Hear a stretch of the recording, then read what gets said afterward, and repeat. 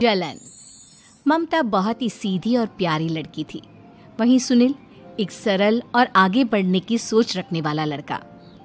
सुनील, बेटा सुनील कहाँ है? अरे जरा एक गिलास पानी तो दे दो। हाँ माँ, अभी आया। क्या माँ, पानी तेरे सर के पास ही तो रखा है। क्या हो गया है, तबीयत खराब है क्या? अरे नहीं नहीं, वो उठने का मन ही नहीं कर रहा था, तो देखा ही नहीं। वैसे क्या कर रहा है? यहाँ बैठ ना मेरे पास। माँ पढ़ रहा था। वो क्या है ना, नौकरी में तो वक्त नहीं मिलता, अब ऑफिस से घर आकर ही तो वक्त मिलता है। अच्छा अच्छा ठीक है, पढ़ ले जा बेटा।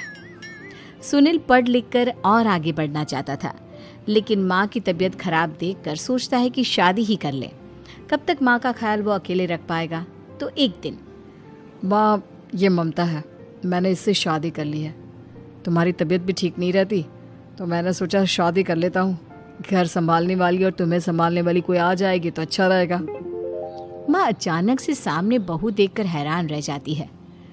बेटा ये क्या बात होती है? न बैंड, न बाजा, न दहेज, न शगुन, ऐसे कैसे बहू आ गई? माँ तू तो जानती है, मैं नौकरी के साथ पढ़ाई कर रहा हूँ, तो कहाँ से इतना पैसा बचा पाता कि धूमधाम से शादी करता। वैसे भी माँ, लोग तो आकर खाकर निकल जाएंगे, इसलिए बस वैसे ही। माँ जी, मैं आपका ख्याल रखूंगी। वैसे भी ये आगे की पढ़ाई कर रहे हैं, अच्छा कुछ कर गए तो सबके दिन फिर से अच्छे आ जाएंगे। सास को ममता की बात ठीक तो लगती है, लेकिन मन में कहीं ना कहीं लगता है कि कहीं बहू बेटे को लेकर फुर्र ना हो जाए और फिर तो वो रह जाएगी अकेली। बेटा देख, मेरा जो कुछ भी है वो सुनील ही है, और सुनील का भी अब इस दुनिया में मैं ही हूँ और कोई नहीं। क्या सुनील? बिल्कुल माँ, लेकिन आज से ममता भी मेरे जीवन का अहम हिस्सा है, जैसे तू है। सास को बड़ा बुरा लगता है कि उसकी सल्तनत में कोई और हिस्सेदार कैसे हो सकता है। कैसे कोई और उसके 30 साल के बेटे की जिंदगी में अचानक से आकर बराबर का हिस्सेदार बन सकता है। देख बहू, मैं भले थोड़ा बीमार रहती हूँ, लेकिन इसका मतलब यह नहीं कि घर की चीज़ों में मेरा कंट्रोल खत्म हो गया है। मैं आज भी इस घर की रानी हूँ, समझी? बेटा सोचता है कि ये माँ को अचानक से क्या हो गया। कल तक जो माँ कहती थी कि जिंदगी का कोई भरोसा नहीं, वो अचानक से जंग के मैदान की झांसी की रानी कैसे बन गई? माँ क्या हो गया है? सब ठीक है ना? अचानक कैसी बात कर रही हो? ममता का आज पहला दिन है, स्वागत करो उसका। आसपास की आंटियों को बुलाओ, नई दुल्हन की मुंह दिखाए करवाओ। खैर, सास होने का फर्ज निभाती है और बाद में एक सहेली के साथ बाहर निकल जाती है।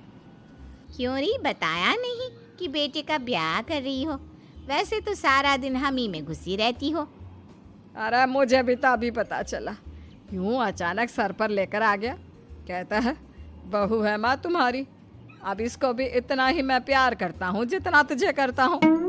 लो जी, ये क्या बात होगी? क्यों इतना प्यार करता है? अरे माँ का प्यार तो ज्यादा होता है। अब उसको तो कोई दूसरा पति मिल सकता है, लेकिन तुम ही बताओ, क्या माँ की ममता किसी और की हो सकती है? ना जी ना, बेटे को समझाओ ये बात। अरे क्या समझाऊं, मुझे तो खुद ही समझ में नहीं आ रहा कि क्या हो रहा है। जो बेटा कल तक माँ माँ करता था, अचानक से बीवी बीवी का राग आलाप रहा है। देखा, उसकी बीवी ना सुंदर और जवान है। सुंदरता के आगे तो एक से एक नहीं टिके, तो तेरा बेटा किस खेत की मूली है? सास को भी समझ में आ जाता है कि बहू की सुंदरता के आगे माँ का प्यार किसी काम का नहीं। उधर बीवी, ए जी, अम्मा जी सहेलियों को छोड़ने गई थी, अभी तक आई नहीं, हम देख आए क्या? अरे रहने दो ना, आ जाएंगी। कहाँ जाएगी, उनकी आदत है, एक बार जाती है तो पूरी पंचायत खत्म करके ही आती है। अच्छा ही है, खाना वाना खा कर गई होगी। छोड़ो ना, घूमेगी तो खाना पचेगा, नहीं तो ऐसे ही खाट पकड़ लेगी। बहू भी शांत हो जाती है।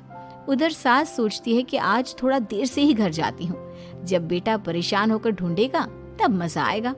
बीवी को खुद ही पता चल जाएगा कि माँ के आगे उसकी दाल नहीं गलेगी। लेकिन वहीं दूसरी ओर घर पर, ए जी, माँ जी अभी भी नहीं आई, हमको तो घबराहट हो रही है कि क्या करें, जाकर पता करें किसी के घर। अच्छा, कहाँ जाओगी ये भी बता दो। पहला दिन है तुम्हारा इस घर में और एक ही दिन में मोहल्ला छानोगी क्या?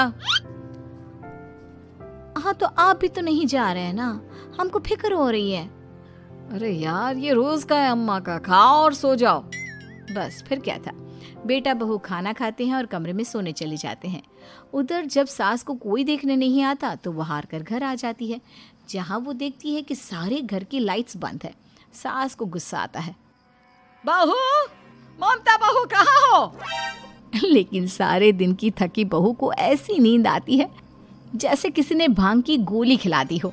वो तो नहीं उठती, उठकर आ जाता है बेटा। अरे क्या बात है अम्मा, काहे चिल्ला रही हो? अरे सो जाओ ना, सुबह की थकी है बहू, वो सो रही है। जोर से बोलोगी तो नींद खुल जाएगी उसकी। माँ को गुस्सा आ जाता है। फिलहाल तो सो जाती है, लेकिन मन ही मन ढेर सारा जहर बहू के लिए भरा होता है। सुबह बहू चाय बना रही होती है कि सास धीरे से गैस तेज कर देती है, जिससे चाय का बर्तन जल जाता है। और जैसे ही बहू चाय का बर्तन उठाती है उसका हाथ जल जाता है। मेरा हाथ जल गया। वो जोर जोर से चिल्लाकर इधर उधर भागती है कि सास थोड़ी देर में उसके हाथ में पानी डाल देती है। हाय रे बहू, क्या कर रही हो? पहली बार रसोई छुई हो क्या? सासू माँ गलती से गैस तेज रह गई थी और बर्तन जल गया, जिससे मेरा हाथ जल गया।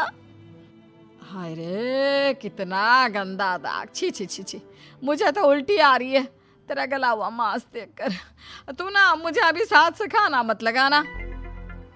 बहू भी खुद का हाथ देखती है तो उसे भी रोना आ जाता है। कुछ दिनों के बाद सास की सहेली आती है, बहू चाय बनाकर लाती है। उसके जाने के बाद सहेली कहती है, बहू की सुंदरता ऐसी है कि कोई भी दीवाना हो जाए। वैसे तेरे बेटे का क्या हाल है? अरे वैसा ही है, बहू के पीछे लट्टू। क्या करूं, कुछ समझ में नहीं आ रहा। मैंने तो बहू के चेहरे पर दिवाली के पटाखे की चक्री फेंक दी, उसका पूरा चेहरा जल गया। अब देखो ना रही सुंदरता, और ना ही अब मेरा बेटा उसे पूछता है। अरे अब तो वो उसे छोड़कर दूसरी भी देखने को बोल गया है मुझे। बहू सारी बात सुन रही होती है। आंटी एक बात बताइए, क्या भरोसा है कि दूसरी सही आए और आपके अनुसार रहे? देखिए आंटी, मेरी सासू माँ को गलत बात सिखाने की जरूरत नहीं है। हमारा परिवार साथ में खुशी से रह रहा है। देख बहू, मेरी सहेली की बेइज्जती ना कर, वही अच्छा रहेगा तेरे लिए, समझी? बहू नहीं मानती है। वो बार बार उनकी सहेली को घर से निकल जाने को कहती है। तभी सास की सहेली पास के चूल्हे से लकड़ी लाकर बहू के चेहरे पर लगा देती है। बहू जोर जोर से रोने लगती है। अरे ये क्या कर दिया? मैंने कहा किया, ये तो तूने किया।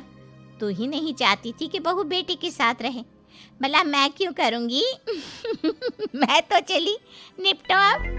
बहू रो रही होती है, दर्द से चिल्ला रही होती है, लेकिन सास उसे डॉक्टर के पास नहीं ले जाती। तभी पति आता है। क्या हो गया ममता? ये दाग कैसे लगा? तुम कैसे जली? ममता कुछ नहीं कहती, बस दर्द से करा रही होती है। पति माँ की तरफ देखता है। हो ना हो माँ, ये पक्का आपका काम है। आप ही ममता से जला करती थी ना। देखना माँ, अब पुलिस आएगी, केस बनेगा, लेकिन पहले मैं ममता को अस्पताल लेकर जा रहा हूँ। सभी अस्पताल जाते हैं, जहाँ डॉक्टर ममता की सास से कहते हैं, आपने तो नहीं जलाया ना बहू को? अब ममता की सास के तो पसीने छूट रहे होते हैं। वो घबरा कर कहती है, ना ना डॉक्टर साहब, कैसी बात करते हैं? हम क्यों जलाएंगे अपनी बहू को? डॉक्टर ममता के पति से पूछते हैं। देखिए, क्योंकि ये ससुराल में जली है तो मामला पुलिस का बनता है, तो आप पहले पुलिस को बुलाइए, तभी इलाज पूरा होगा। सास डर जाती है कि अब तो बच्ची जिंदगी जेल में ही रहना होगा। रहने दीजिए ना, पुलिस को क्यों बुलाना? सारी हंसी खत्म हो जाएगी जब पुलिस के डंडे पड़ेंगे। बहू को जलाना भले ही बहुत आसान हो, लेकिन उसके बाद सारी जिंदगी जेल की हवा खाना। सास डर जाती है। पुलिस आती है। पास लेटी दर्द से करा रही ममता स्टेटमेंट देती है।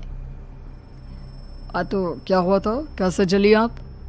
ममता पास खड़ी सास को देखती है। बेटी बताओ, कैसे जल गई तुम? ओए, काका का किरण वाली शाहरुख, चुप, बिल्कुल चुप। सास चुप। सभी इंतज़ार करते हैं कि ममता क्या बोलेगी। जी मैं खाना बना रही थी, लकड़ी उड़कर मेरे ऊपर गिर गई और मैं जल गई। सास बहू की बात सुनकर रोने लगती है। देखा माँ, कितनी समझदार है ममता। ये चाहती तो, हाँ बेटा, ये चाहती तो मैं आज जेल में होती। मुझे माफ कर दे, मैं आगे से अभी कभी ऐसा नहीं करूंगी। बहू के साथ मिलकर रहूंगी। मुझे